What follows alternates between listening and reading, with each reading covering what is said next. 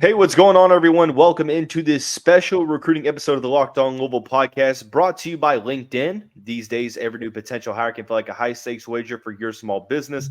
That's why LinkedIn Jobs helps find the right people for your team faster and for free. Post your job for free at linkedin.com/lockedoncollege. Terms and conditions apply.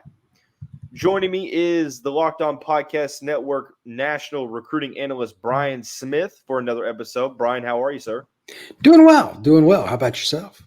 Doing just fine. I know that Brian's schedule, if it hasn't already, is going to vamp up with all of the events going on that have either started or are coming up. But we're going to talk about three players, give a little recruiting update, and talk about three players specifically, all in the 2025 class. We start out with Myron Charles, who is around Brian's stomping grounds down there in Florida. We'll also talk about CJ May, who Brian has a tie to the Alabama area as well. And then finally, we'll conclude with Gradey Anthony, local player just outside of the city of Louisville, who experienced an extreme ratings boost after a solid camp performance at Best of the Midwest. So, Brian, we'll start out in your sunny state of Florida. Myron Charles is a prospect that has been on campus before, according to Jody Demling, was included in the 2025 players to watch.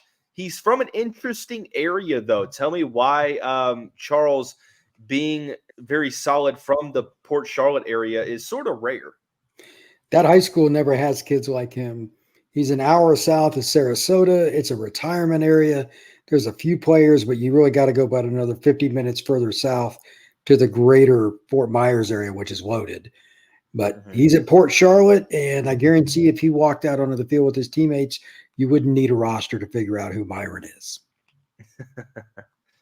Now, Ty Spalding from Louisville Rivals mentioned that Jeff Brom is either planning to or has visited Charles recently, but Louisville's not the only one here.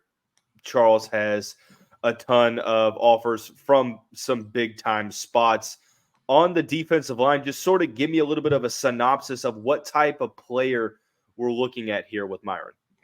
He's the rare interior defensive lineman that can one gap or two gap, meaning he could play some nose for you, depending on how big he gets. He could be a true nose and a zero, kind of like Georgia and Alabama have run in the past. But he's probably better than one gap and go system, although he's 290 or 295 already. Those are the rarest of the rare, and that's why he's got A&M, Georgia, Miami, Louisville, Florida, you name it, Florida State. They've all offered. Body types like his are rare, even in the state of Florida where we got a lot of ball players. That's why this kid's been offered by everybody. That's why he's an Under Armour guy, and every other All-American game wants to get him. He can go whatever school he wants. He seems to be a player that obviously a ton of big schools have started to recruit. You mentioned before the show that he's got the Georgia, Texas offered recently. Yep. The competition level, I know that it sort of varies depending on where you're at. You mentioned Port Charlotte, about an hour south of Sarasota. Give us a little bit of an insight as to, are you worried at all based upon the level of competition, or is this one of the situations where you kind of look at the offer sheet and it speaks for itself?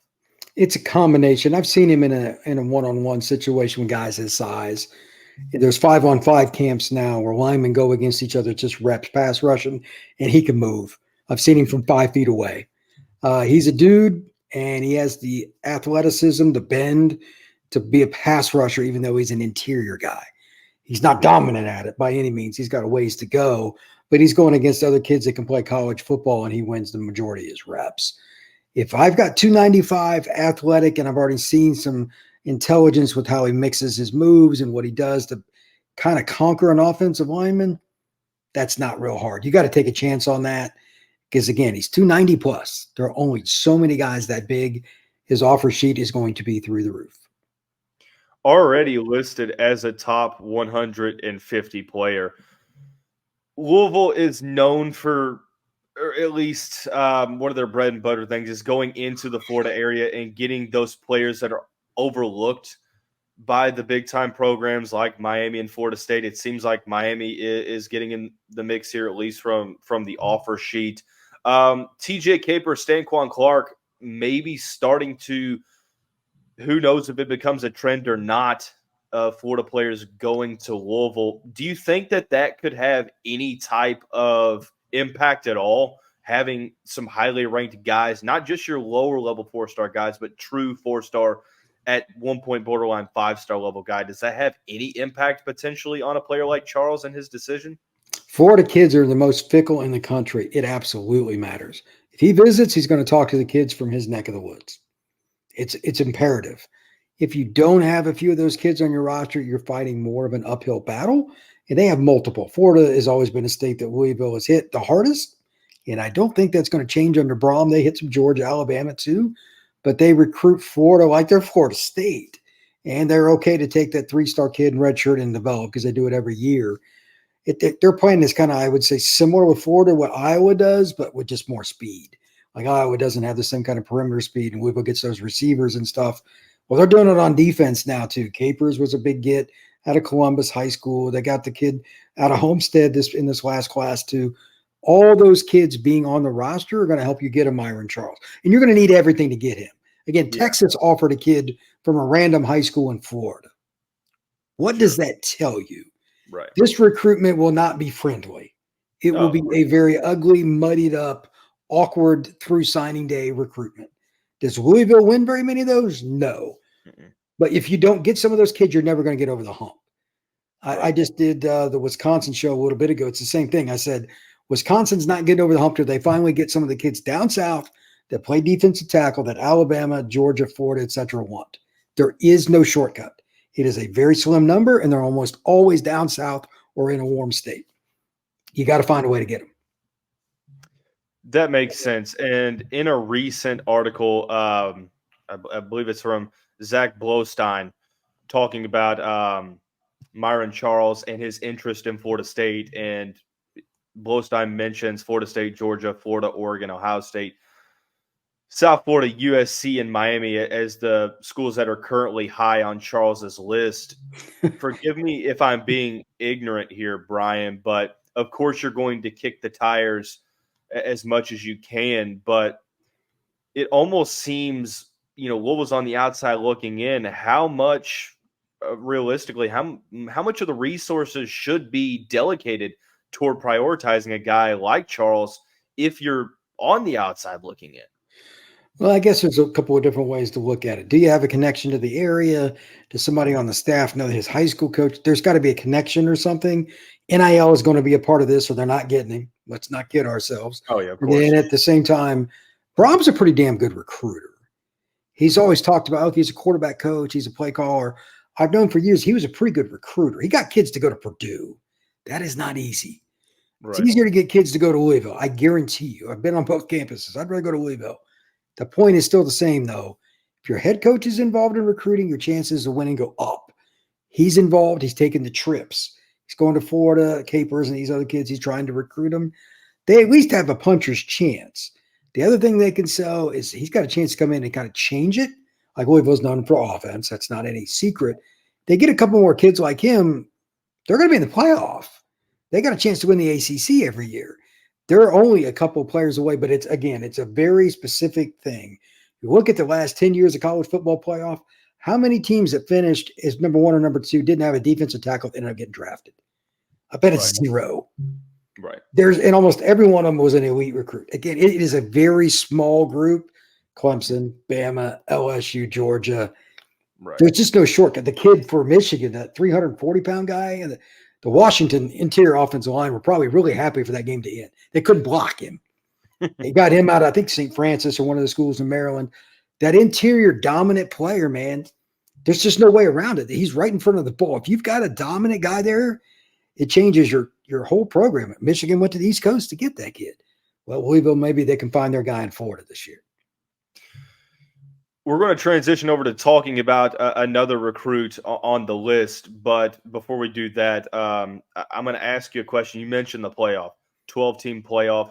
Some of these highly ranked 2025 guys are going to hold off until the winter, until December. So it seems like when the majority of guys sign a good amount commit, even at that point, some wait until February. How theoretically, now we're playing the hypothetical here, Brian, if Louisville were to make the 12-team playoff, how much does that affect the perception of the Cardinals program in terms of recruiting from a national scale? Well, if you're still in a recruitment that is honestly open and it's not just Louisville's name on a sheet to take up to the podium and they know they're going to LSU or Florida or whatever, yeah. Right. Like if you're 10-1 going into the final week of the season playing Kentucky or whatever it is, I would think your TV set would be tuned in if you're being okay. They're after me. They keep telling me things. Let's see it. Right. You know what I mean? Like I would. I'm guessing you're a Louisville fan. I know you would, but I mean, it's just realistically as a recruit, especially somebody from out of state, right? These kids need reason to believe. This year is very important. Yeah. Last year they were the hunter. They're going to be more of the hunted this year because they were in the ACC title game. If they can come back and I don't think they'll be as good. I just don't. They got to prove it to me.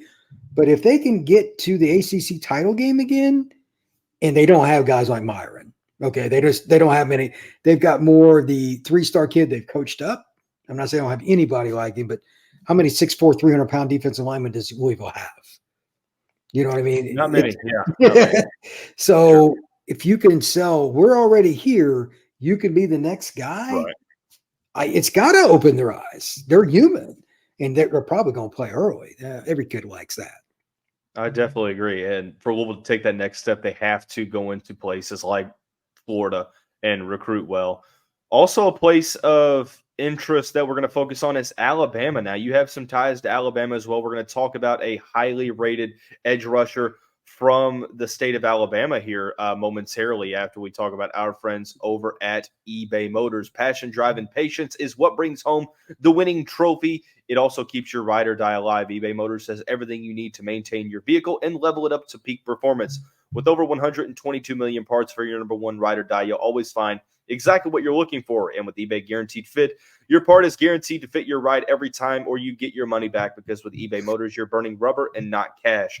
With all the parts you need at the prices you want, it's easy to turn your car into the MVP and bring home that win. Keep your ride or die alive at ebaymotors.com. Eligible items only. Exclusions apply. eBay Guaranteed Fit only available to U.S. customers.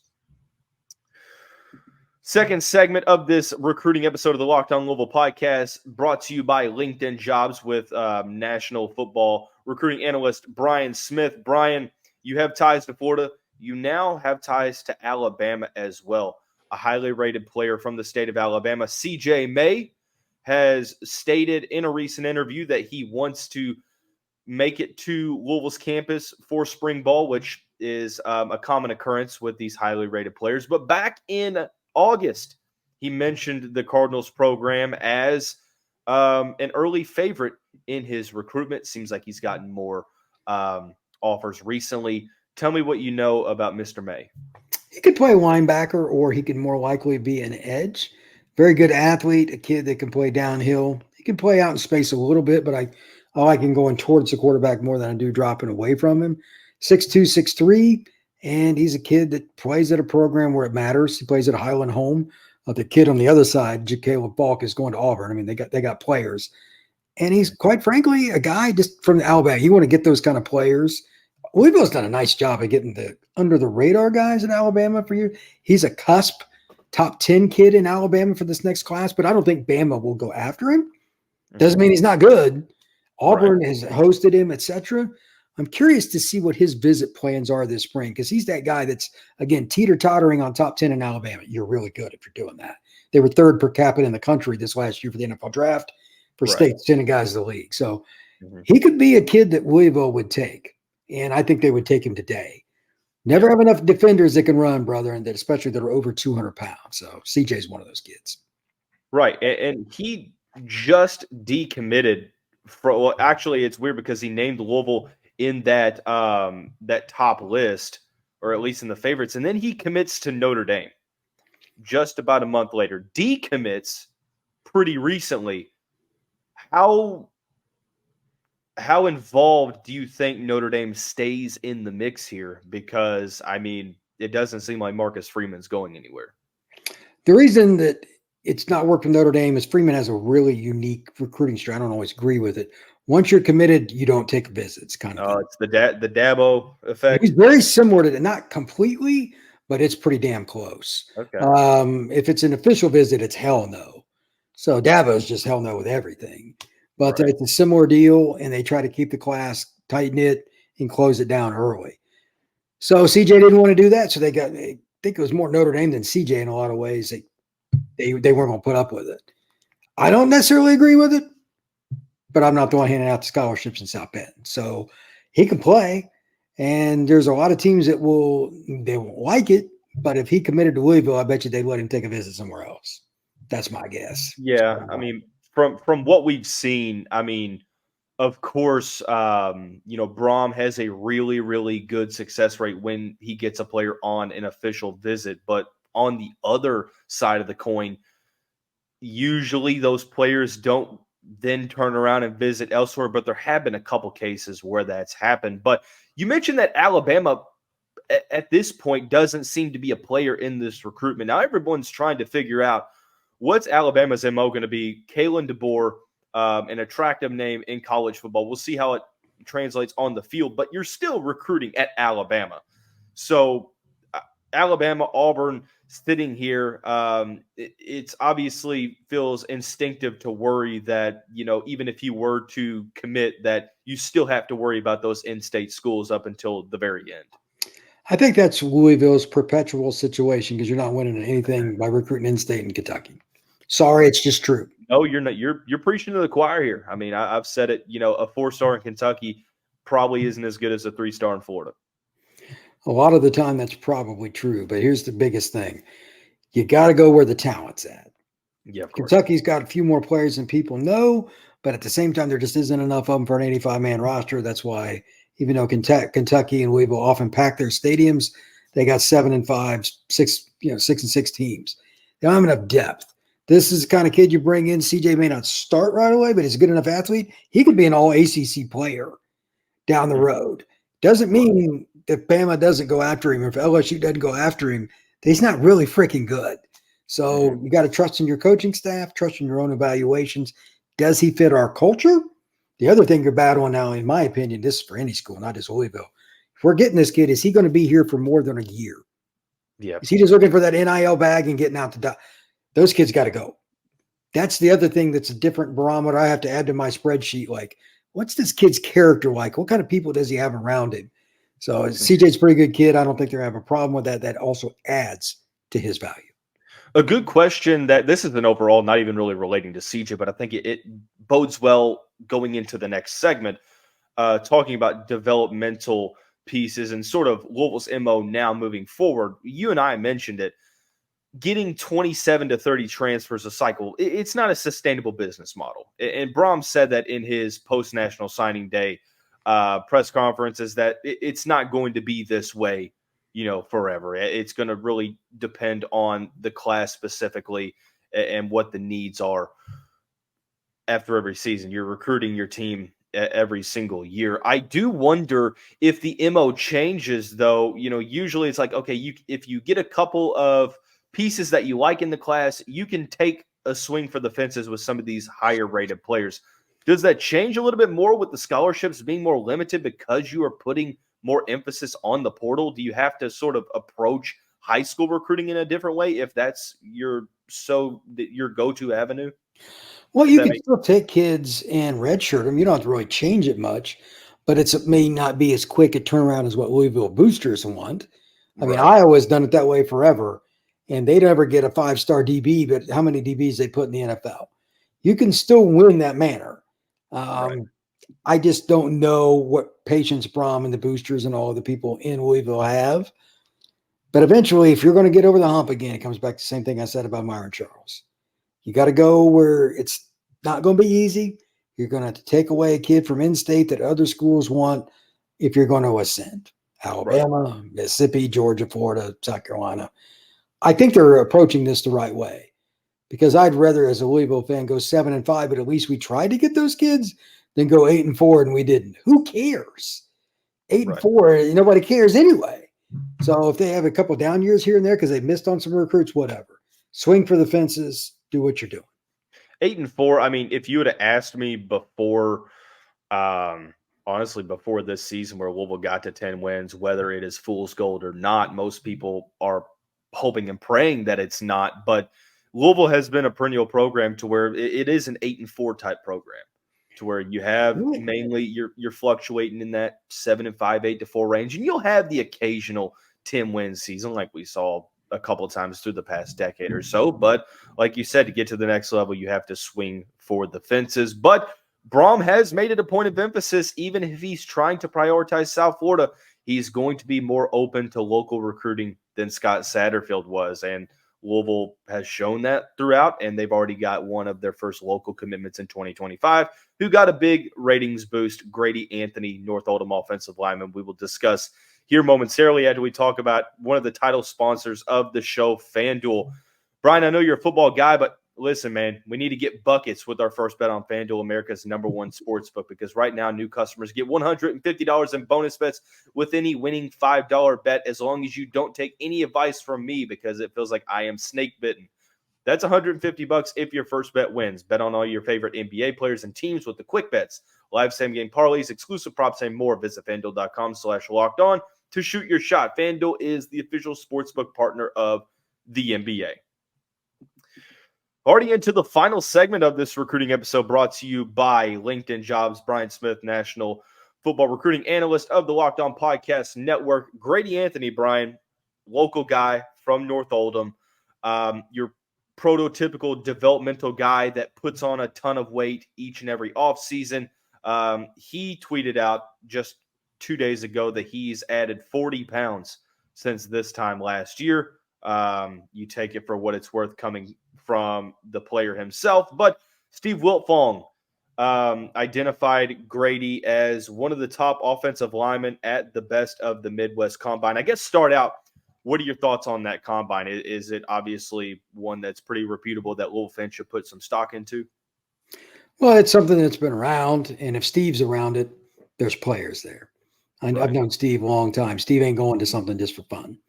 There's kids that he can get video of and make money off of, or he's not going. So there's some ball players. That's first. And second, for him to be paying attention to offensive linemen like that is also a good sign. Like me, like everybody else, you tend to kind of let your eyes go towards the skill guys. That's a good sign for this young man. He's a player that, looking at, the measurables, being 6'5", 266 pounds, listed on 24/7, watching him play, it's really hard to gauge due to the lack of competitiveness overall from the state of Kentucky, despite Louisville being one of the better talent areas. But being able to put weight on in that fashion looks like solid footwork, solid hands, but it also, at the same time, Louisville doesn't really need an offensive lineman to step in right away with their MO of utilizing the portal to pretty much do that. I think he's a kid that reminds me of what Kirk Ferentz would want at Iowa. He can run outside zone because he's got feet. He's pretty technically sound for a high school kid. He's been coached more than what most high school players have. I would imagine that Anthony is a young man that'll put on another 30 pounds pretty easily. And by the time he leaves, probably 50. He'll play at 6'4", 315, 308, something like that. Before he leaves Iowa, Louisville, Kentucky, wherever he ends up. That's a football player. If he was in the state of Florida, if he was in the state of Alabama, his ranking would be higher. Because he's in Kentucky, nobody sees him. He's lucky that Steve saw him, or else he'd still be nobody talk about it. That's true. That's true. One thing, and that's interesting, because I would assume if he's going to this camp, he's going to go to multiple camps. Sure. Currently ranked just outside of the top 800, but he's only got offers from Louisville and Eastern Kentucky. That'll change real quick. I was about to say, how realistically, if he's showing out at these camps, how much more does his profile grow? Because I'm gonna give you a name that he reminds me of, Zen Mikulski, if that name rings a bell at all. But he was a lower level recruit, offensive lineman out of the state of Indiana. Ended up going to Ohio State, but committed to Louisville when he was still unheralded, but blew up his senior season because he added more weight. He went to camps his junior season, and his stock blew up. So it really reminds me of that. There's a kid down at the 7-on-7 tournament battle, Miami area. He's from Bishop Gorman out in Las Vegas. Great program, but it's still way out west. Had a great showing. He got like 10 offers in the next 3-4 days. When all the guys, Steve was there and Chad Simmons and everybody, when these guys see them, they all talk to college coaches. I talk to coaches. Who'd you like? That's the first thing. And then they go watch the kids' film. And then they watch the video clips. There's a kid in South Alabama that I wrote about recently. Nobody had offered him. Now he's got several SEC offers. They go watch the film. That's what happens with this. This kid that we're talking about now, he's from Kentucky, just a random high school. Will Fong talks about him. Steve talks to everybody. That kid's going to get offers. Within the next 3-4 weeks, his numbers will go up in terms of offers. And once spring ball gets there and the coaches get transcripts and all that, it'll go up even more. He's a good football player. It's just exposure. It's a matter of when, not if. He's a good football player. Brian, my last question for you, and this is something that I think Kentucky or people from Kentucky, which is the majority of this podcast listening to, in your experience, what is the perception from maybe from your angle and maybe from a coaching perspective? What is the perception of recruits in the state of Kentucky overall? Not very good. It's not very good because there's just not enough players. There's not enough speed, and there's not enough exposure to opportunities. Like there's a trainer on every freaking corner in Florida. It's just a focus on football. People would ask me, I live in Alabama, now it's the same thing. Every town has trainers. They have facilities that are just, the entire town stops for when that football team plays. Right. You know what I mean? Like I'm from Indiana originally. Indiana and Kentucky are the same with basketball. High school basketball in Kentucky is a big deal. They're definitely a basketball state. So with that, it's just not the same. Like I was at the Atlanta Under Armour camp, Carrollton High School. It's about 30 minutes or so west of Atlanta. We were in a indoor facility that was no BS here, as good as what you would see with an NFL team. It's a high school that has that indoor. Mm-hmm. It's all paid for by boosters. Nobody paid for it. I believe it. And that's why those kids, if you put the money into it, everybody start playing. It's just more important further down south. So you get more kids to go out for football. That's really, it's just money. It's the difference. And the track kids in Florida, that's the other kind of random thing. Florida's just got so many kids that can run. Facilities aren't as good as Alabama, Georgia, but everybody comes down for them. But there's 4 or 5 kids in Kentucky every year that are really good. But there are literally teams in Florida, one team that have more Power 5 prospects in the entire state of Kentucky. Then you get that. There's always, it seems like one every 6 or 7 years that's truly elite, like your Damian Harris, Jedrick Wills, etc. But it makes sense that why go up to Kentucky when there's talent every way you look down in the Sun Belt. So it would make a lot of sense. So a lot of kids are even moving down to be at these schools now. So it's, I mean, I get it. It's just more exposure. Is it the same? Not to get too off topic, I know I said that was the last question. Now the last question is, how does that relate with Tennessee as well? It feels like Tennessee might be a little bit more highly regarded with the Nashville area kind of carrying that. Nashville's really good. They spend the money. They got money for like the private schools around Nashville. There's some dudes, and because of the emphasis on it, instead of playing basketball, they go play football, or they play both. It starts with the cash. It's got to be up front. And I know nobody wants to hear that. And I say facilities like that indoor I talked about in Georgia, it is the real deal, the whole 9 yards. It's 80, 100 yards or whatever, and it's pristine. If the Cowboys could practice on it, and they'd be happy. Right. So it starts with cash. Got it. That makes sense. Well, great info from the man himself. You look up the man in the dictionary. Brian Smith is holding a picture of Brian Smith. But definitely appreciate you coming on. That's going to wrap up this LinkedIn sponsored recruiting episode of the show. Everyone have a great day. We'll see you right back here tomorrow.